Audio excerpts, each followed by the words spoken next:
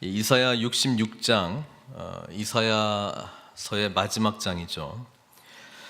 이 마지막 장, 특별히 65장하고 66장은 계시록하고도 연결이 되어 있습니다. 그래서 어제 본문의 새 하늘과 새 땅도 계시록 21장에 나타나 있고, 또 오늘 우리가 함께 읽는 이 시온의 회복, 예루살렘의 회복도 계시록 21장, 22장에 걸쳐서 예루살렘의 그 완성된 회복의 이미지가 그려져 있습니다. 그래서 이사야 선지자의 이 예언의 말씀은 굉장히 우리가 그 신약 전체를 이해하는데 굉장히 중요한 책이죠.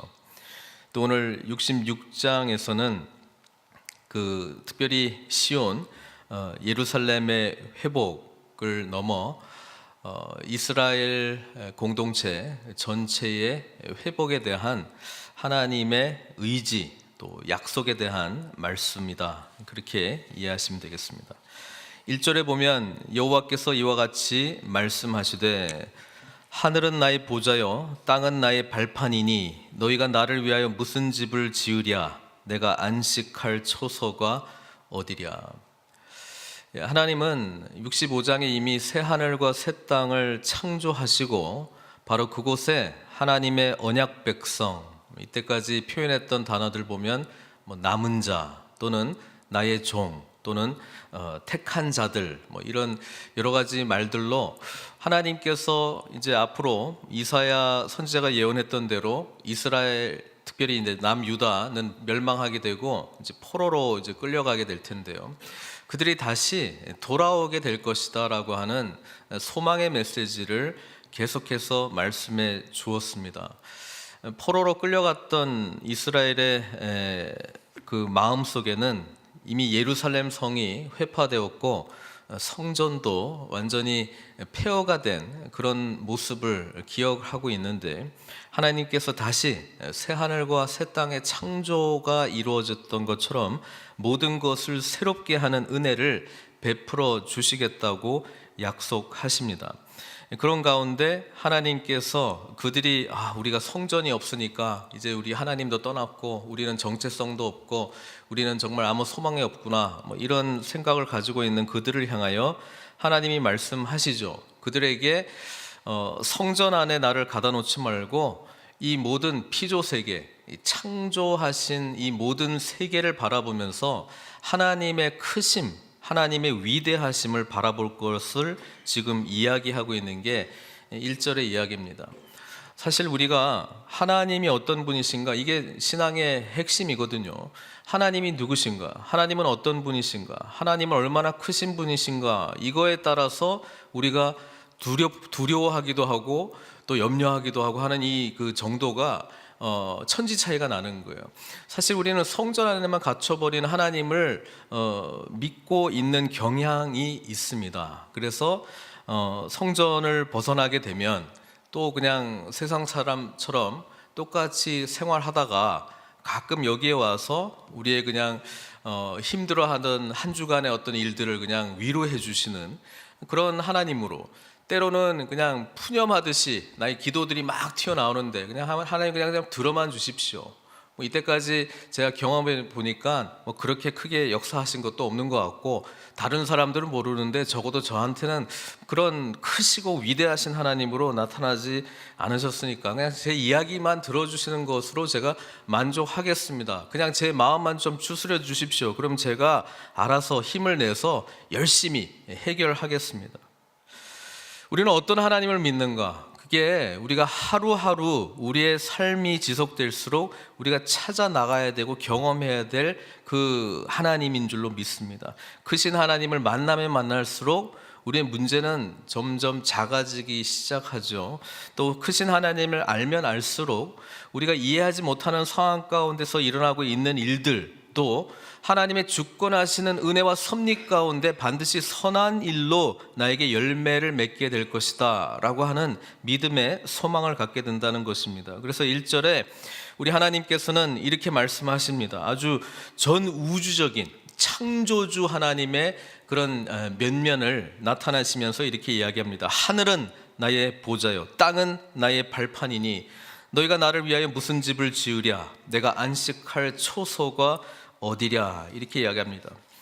그 솔로몬 성전, 그렇게 화려하게 지었던 솔로몬 성전을 짓고 나서도 솔로몬은 이렇게 기도하면서 하나님의 성전에 대해서 이렇게 말씀하셨습니다. 열왕기상 8장 27절인데요. 하나님이 참으로 땅에 거하시리이까 하늘과 하늘들의 하늘이라도 주를 용납하지 못하겠거든 하물며 내가 건축한 이 성전 오리이까. 솔로몬조차도 자신이 만든 이 성전 안에 하나님께서 갇혀 계실 분이 아니다라고 하는 것을 처음에 성전을 완성하고 기도하면서 이렇게 고백을 했습니다. 다만 사람들이 이곳을 향해서 기도할 때 하나님께서 우리의 마음을 헤아려 주시고 우리의 기도, 간절히 간구하는 기도를 들어 주시옵소서. 예수님께서도 성전이 뭐 하는 곳인가? 이것은 아버지께 만민이 기도하는 집이다 라고 우리 예수님께서도 직접 말씀하시지 않았습니까? 그러니까 이 기능은, 건물로서의 성전의 기능은 하나님의 살아계심을 인정하고 하나님께서 우리의 기도를 들어주시는 분으로 바라보면서 우리가 우리의 신앙을 다지고 주님께 집중하도록 하는 장소이고 건물로서의 기능이지 그 자체에 하나님이 갇혀 계신 분이 아니시다라고 하는 말씀입니다. 2절에 하나님께서 이어서 말씀하십니다. 나 여호와가 말하노라 내 손이 이 모든 것을 지었으므로 그들이 생겼느니라. 우리 하나님께서 이스라엘 백성들에게 소망을 주시기 위해서 지금 하시는 게 뭐냐면 내가 얼마나 큰 하나님인가를 다시 보라는 거예요. 창조주 하나님이라고 하는 것을 다시 바라보라는 거예요. 하나님께서 이 모든 것을, 우주 만물을 지으셨다라고 하는 것을 바라보라는 거예요. 그리고 내가 이것을 지었기 때문에 그들이 생겼다. 그러니까 우리 존재를 가능케 하시는 분은 하나님이시다. 그렇다면 하나님께서 우리에게 존재하게 해주셨기 때문에 우리들에게 이 삶을 살아가야 될 목적과 방향, 모든 것도 제공해 주시지 않았겠습니까? 근데 하나님 입장에서는 창조주고 우리는 이제 피조물인데요. 이 피조물이 특별히 이제 인간이 그 창조주 하나님께 매어 달리지도 않고 하나님의 말씀을 들으려고 하지도 않고 하나님의 뜻을 알려고 하지도 않는 것에 대한 그런 애타는 마음을 지금 표현하고 있습니다.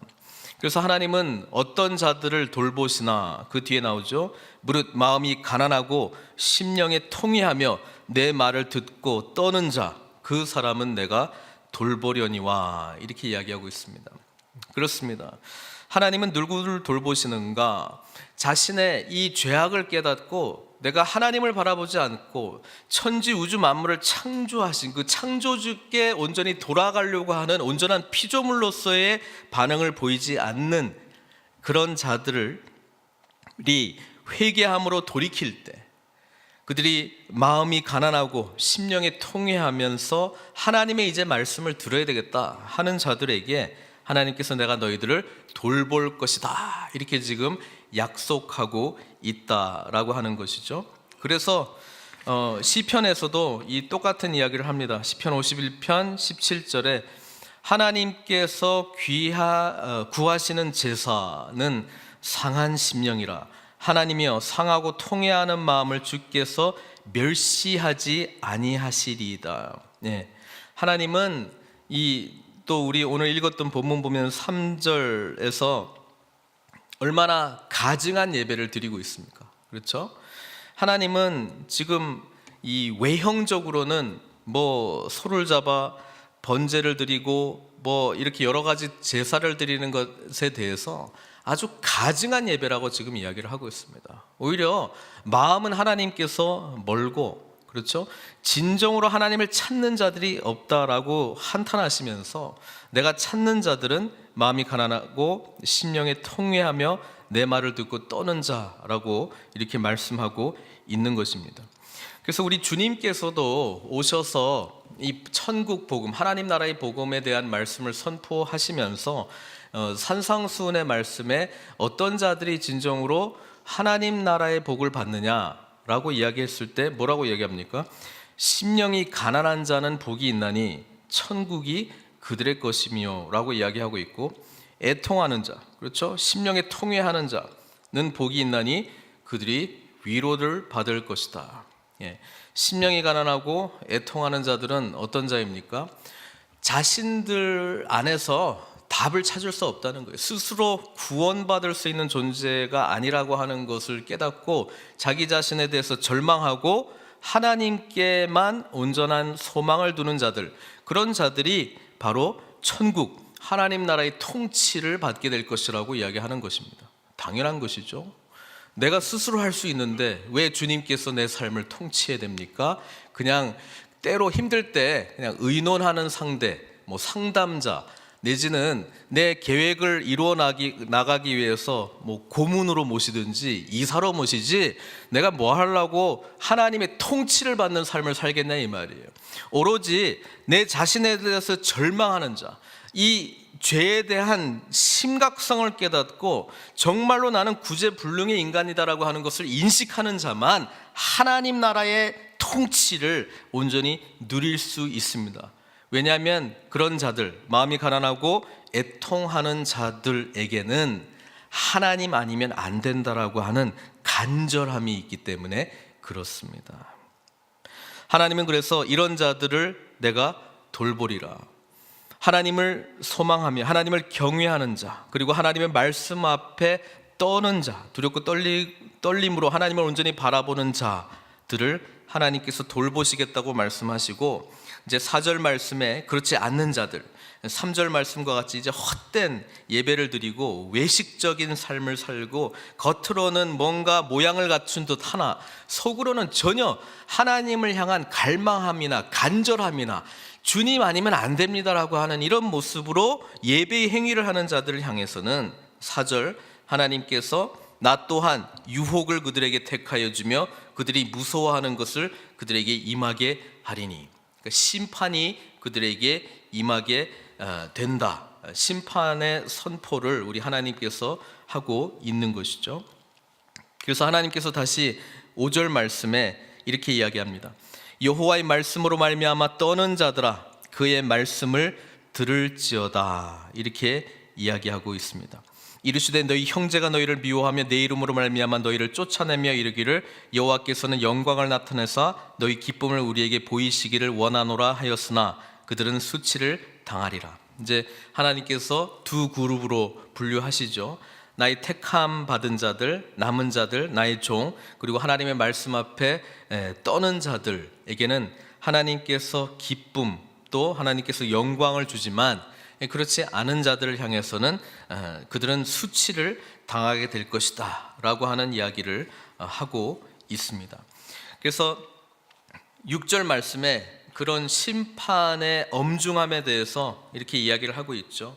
떠드는 소리가 성읍에서 들려오며 목소리가 성전에서부터 들리니 이는 여호와께서 그의 원수에게 보응하시는 목소리로다. 하나님 앞에서 두렵고 떨리는 마음으로 하나님을 경외하는 자들은 하나님의 말씀 앞에 떱니다. 왜? 하나님의 거룩하심 때문에 떨고요, 자신들의 연약함 때문에, 죄악성 때문에 떨고요, 하나님의 그런 임재 앞에서 떨고 경외하는 마음으로 나아가지만, 그렇지 않은 자들은 심판하는 목소리를 듣게 되면서 그들은 곧 멸망하게 될 것이다, 이렇게 하나님께서는 말씀하고 있습니다. 이제 하나님께서는 7절부터 14절까지 시온, 예루살렘의 회복에 대한 이야기를 하고 있습니다. 이것은 실제로 역사적으로도 이루어진 일이죠. 바벨론으로 끌려갔고 그 이후에 페르시아 여러 가지 제국들이 일어나기는 하지만은 하나님께서는 신실하시게 70년의 세월이 지난 다음에 다시 그들을 고국으로 돌아오게 할 뿐 아니라 성전을 다시 짓고 시온의 완전한 회복을 이루어 주신다라고 하는 것을 우리가 알죠. 그래서 그 완전한 성취에 대한 약속을 지금 7절부터 14절까지 지금 예언의 말씀으로 하고 있습니다.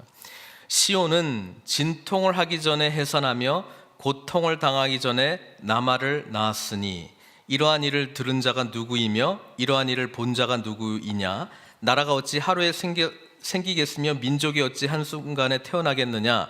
그러나 시온은 진통하는 즉시 그 아들을 순산하였도다.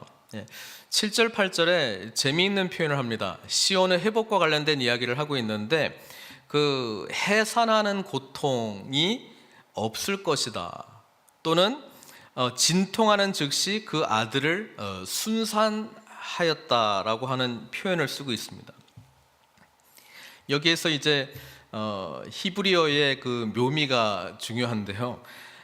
영어 성경을 보면은 이거를 현재형으로 이제 표현을 하고 있습니다. 현재형으로 쓰면서 하나님의 그 강력한 의지. 근데 우리 한글 성경은 나말을 낳았다, 그리고 순산하였다라고 하는 과거형을 쓰거든요. 이게 왜 그런가 하니 히브리어는 미래형, 쉽게 생각하면 우리 미래형하고 과거형하고 표현이 똑같아요, 외형적으로요. 그러니까 어떻게 되냐면 하나님이 할 것이다가 번역이 하나님이 이미 하였다라고도 번역이 가능한 거예요. 그래서 하나님께서 말씀하신 즉 바로 이루어졌다라고 하는 이 표현도 우리가 그런 언어적인 의미로서도 볼 수 있습니다. 하나님께서 하시려고 하는 그 계획하심이 믿음으로 받는 자들에게는 이미 되었다라고 하는 선언이 되는 것이죠. 아직 시온이 회복이 안 됐거든요. 그런데 고통을 당하기 전에 나말을 낳았다라고 지금 표현하고 있는 것은 하나님이 반드시 이루어 주실 약속이라고 하는 뜻이죠. 시온은 진통하는 즉시 그 아들을 순산할 것이다 이렇게 말씀 안 하시고 순산하였다. 이미 하나님이 작정하신 미래의 사건은 이미 이루어진 과거의 사건, 현재의 사건이 된다라고 하는 말씀이죠. 그러면 도대체 이 뜻이 뭔가? 시온이 어떻게 고통을 당하기 전에 애를 낳았다, 진통하는 즉시 그 아들을 순산하였다라고 하는 뜻이 뭔가? 첫 번째는 시온의 회복이, 이 해산하는 수고는 그 어미가 아이를 낳을 때에 이 시간과 그 고통, 수고의 그 노력이 있죠. 근데 그게 없다는 거예요. 그들은 회복이 수고 없이 이루어진다는 거예요. 실제로 그렇습니다. 이스라엘 백성들이 자기들이 뭐 노력해가지고 시온이 회복됐습니까? 그게 아니고 천지 우주 만물을 창조하신 우리 하나님의 주권 아래에서 고레스 왕이 칙령을 내립니다. 그렇게 하라고. 돈도 갖다 줍니다. 그렇게 재정도 서포트하면서 이스라엘 백성들을 고국 땅으로 돌아가게 하고 성전 짓는 일까지도 하게 한다는 것이죠. 그러니까 이런 점에서 이스라엘 백성들은 수고 없이 시온의 회복이 이루어질 것이다. 그러니까 하나님께서 하신다는 것이죠. 시온이 해산하는 수고를 하지 않고 하나님이 직접 하신다는 것입니다. 또 하나의 의미는 이 해산하면서 나오는 고통은 언제 시작되었습니까? 창세기에 아담과 하와, 그들이 범죄하고 난 이후에 하와에게 내려졌던 심판 아닙니까? 너가 이제 이것을 먹었은즉 네가 이제 해산하는 수고를 해야 될 것이다 라고 분명히 하나님께서는 죄에 대한 심판으로서 아이를 낳을 때에 이 고통을 당하게 될 것이다. 근데 이제 그게 없을 것이라고 하는 이야기, 또는 즉시 순산하겠다라고 하는 것은 이 죄로 말미암아 주어진 심판에 대해서 하나님께서 다시 역전시키시겠다는 거예요. 회복시켜 주시겠다는 거예요. 그러니까 죄로 인한 심판이 이제는 중단이 되고, 하나님께서 지금 이미 65장에서 새 하늘과 새 땅, 그렇죠? 재창조를 이야기를 하고 있는데, 거기에서 태어나게 될 앞으로의 하나님의 자녀들은 이전에 아담과 하와가 하나님 앞에 불순종으로 말미암아 내려졌던 그 죄로부터 단절이 되어서 이제는 죄의 자식들이 아니고 이제는 의의 자녀들로 하나님 앞에 온전히 서게 될 것이다라고 하는 놀라운 약속을 여기서 해주고 있는 것입니다. 지금 계속해서 하나님께서 9절에 하나님의 강력한 의지, 여호와께서 이르시되 내가 아이를 갖도록 하였은즉 해산하게 하지 아니하겠느냐. 그렇죠. 하나님은 생명의 주관자이시고 하나님은 지금 이렇게 하시겠다라고 하는 강력한 의지를 지금 표현하고 있습니다. 내 하나님이 이르시되 나는 해산하게 하는 이인즉 어찌 태를 닫겠느냐 하시니라. 하나님은 이스라엘 백성들을 처음부터 선택하셨고 그들이 자격이 있어서 선택하신 것이 아니라 다른 민족보다 오히려 수가 적고 연약했기 때문에 선택을 했는데요, 하나님은 끝까지 나는 너희 하나님이 되고 너희는 내 백성이 될 것이다. 이게 계시록까지도 나오는 표현인데요, 그 관계를 신실하게 이행하시기 위해서 포기하지 아니하신다라고 하는 그 하나님을 지금 표현하고 있고요. 그다음 10절부터 14절까지는 이제 시온이 회복됐을 때에 우리가 누리게 되는 축복, 반복되는 단어가 여러 개 나타나죠. 10절에 기뻐하라, 즐거워하라, 기뻐하라, 기쁨이 있고요. 그 다음에 11절에 위로하고 만족, 위로와 만족이 있고요. 12절에 평강, 그 다음에 영광이 넘치게 된다라고 하는 표현이 있고, 13절에 위로, 그 다음에 14절에 기쁨이 있고, 또 마지막 부분에는 원수들을 향해서는 하나님의 진노가 있을 것이다. 그래서 하나님의 완전한 통치가 이루어지는 하나님 나라의 완성은 어떤 모습으로 그려지고 있는가? 인간이 생각할 수 있는 모든 기쁨의 최고, 인간이 받을 수 있는 모든 위로함의 가장 큰 위로, 그리고 더 이상 뭔가를 다시 원할 것이다라고 하는 것이 없는 만족. 여호와는 나의 목자시니 내가 부족함이 없으리로다. I shall not want. 그러니까 완전한 만족. 그 다음에 평강. 그 다음에 영광. 또 다시 위로. 또 다시 기쁨. 그러니까 기쁨, 위로, 평강, 이렇게 나와 있죠. 샌드위치처럼. 그래서 우리 주님께서 부활하셨을 때 제자들에게 나타나셔서 평안할지어다, 샬롬, 이스라엘의 인사이긴 한데요, 또 한 번 샬롬을 또 말씀하시는 내용을 보면서 반드시 그리스도를 통한 완전한 이 하나님과 우리의 관계 회복, 또 화평을 이루는 그 샬롬의 은혜를 우리에게 허락할 것이라고 말씀하셨고, 또 그렇게 성취하셨다라고 하는 것입니다.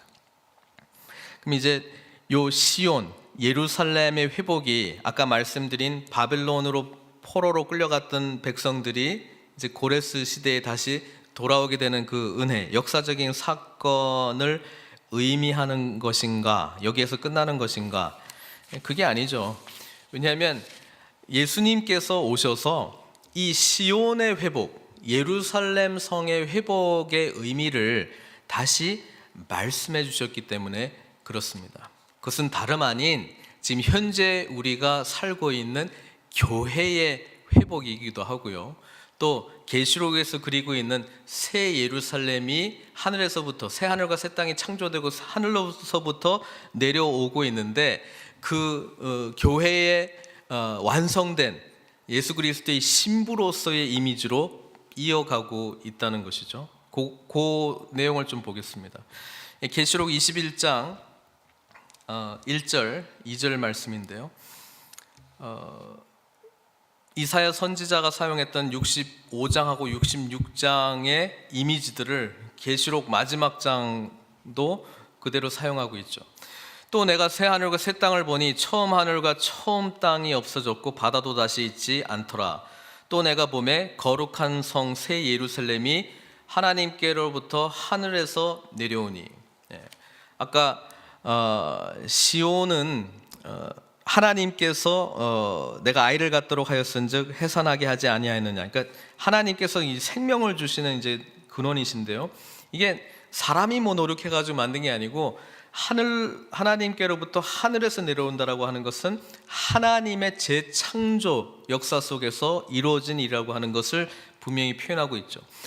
거룩한 성 새 예루살렘이 하나님께로부터 하늘에서 내려오니 그 준비한 것이 신부가 남편을 위하여 단장한 것 같더라, 이렇게 표현하고 있고, 이 거룩한 성 새 예루살렘이 구체적으로 뭐냐? 어린 양의 신부라고 계시록은 이야기하고 있죠. 21장 9절에서 10절 말씀입니다. 7 대접을 가지고 마지막 7 재앙을 담은 7 천사 중 하나가 나와서 내게 말하여 이르되 이리 오라, 내가 신부 곧 어린 양의 아내를 내게 보이리라 하고 성령으로 나를 데리고 크고 높은 산으로 올라가 하나님께로부터 하늘에서 내려오는 뭘 봤다고요? 거룩한 성 예루살렘을 보이니.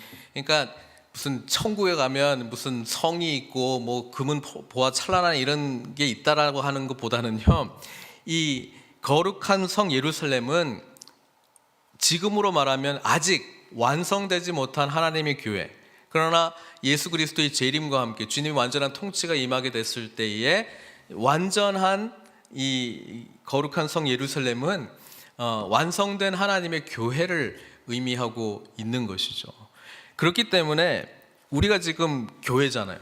예수 그리스도를 나의 구주로 고백한 자들의 모임, 이게 교회인데요, 이것이 얼마나 우리가 거룩한 공동체로 나아가야 되는가에 대한 심각성을 우리가 생각할 수 있습니다. 왜냐하면 마지막 지금 계시록의 그림이 지금 예수 그리스도와 그분의 신부인 교회가 이렇게 어린 양의 혼인잔치에서 이렇게 만나는 장면으로 지금 그리고 있는 것이거든요. 그래서 이 내용을 우리가 마음에 깊이 새기고 오늘날 그러면 거룩한 신부로서 나아가기 위해서 우리가 할 수 있는 것은 무엇입니까? 다른 것 없이 주님과 깊이 동행하는 것입니다. 그리고 교회 안에 그분의 순결하심과 그분의 거룩함을 드러내는 거예요. 근데 이거는 인간이 이 땅에서 노력해가지고 얻을 수 있는 성질이 아니기 때문에 우리가 계속 돌아올 수밖에 없는 자리는 십자가 앞에서 통에 자복하고 상한 심령으로 찢겨진 연약한 마음으로 주님 앞에 나와서 부르짖는 것밖에 없다라고 하는 것이죠. 거기서 하나님의 거룩하심이 우리에게 주어지고 그리고 그분과 깊이 동행하는 은혜를 경험하게 되고 우리는 예수 그리스도께서 우리 삶의 주인이 되시는 모습으로 서서히 변화되는 성화의 과정을 우리가 함께 경험하게 된다는 것입니다. 그래서 오늘 이 말씀을 정리하자면 역사적으로 회복된 시온 예루살렘을 기억하면서 실제로 이 말씀이 문자적으로도 이루어졌고요. 영적인 해석으로는 이것이 바로 우리 교회를 위한 회복의 말씀이다. 우리가 이렇게 바라보면서 하나님의 크심을 온전히 바라보고, 그렇죠? 하늘은 나의 보좌요 땅은 나의 발판이다라고 말씀하신 그 하나님, 내가 모든 것을 지었다, 내 손이 이 모든 것을 지었다, 그래서 생겼다라고 하는 이 창조주 하나님을 바라보면서 우리는 예수 그리스도 안에서 새로운 피조물이다 라고 하는 그런 믿음 속에서 그 나라가 어떤 것인지를 우리는 예수 그리스도께서 주인이 되신 모습으로 살아가기 시작할 때에 보이게 된다는 것이죠. 보이게 된다는 것이죠. 그래서 오늘 이 말씀은 우리에게 완성될 새 거룩한 성 예루살렘, 계시록까지도 이어지는 하나님의 회복의 말씀인 것을 믿고 오늘 우리가 그리스도의 참된 신부로서의 아름다운 교회를 만들어가기 위하여 주님과 깊이 동행하기를 소망해야 할 것입니다.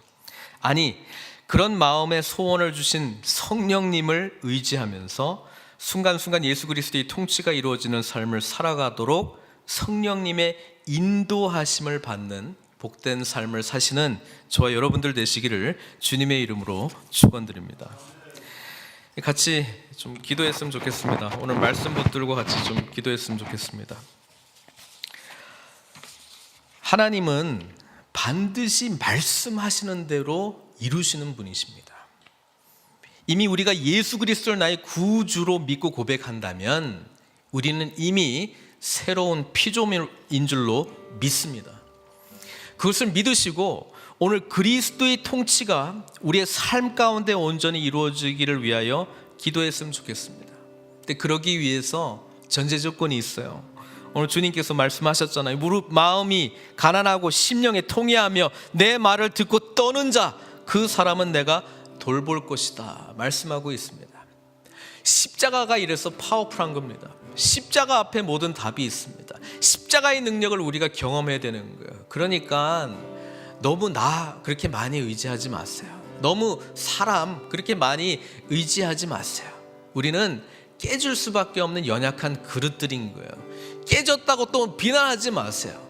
그냥 함께 십자가 앞에 나오게 되면 우리는 다시 회복이 되는 거예요. 주님께서 말씀하셨기 때문에 반드시 회복시켜 주십니다. 아무리 깨진 그릇이라도, 아무리 상한 마음이라도 주님께 오면 주님께서 그 삶을 붙드시고 통치하시기 시작할 때 우리는 새로운 피조물로 살아갈 수 있다는 것입니다.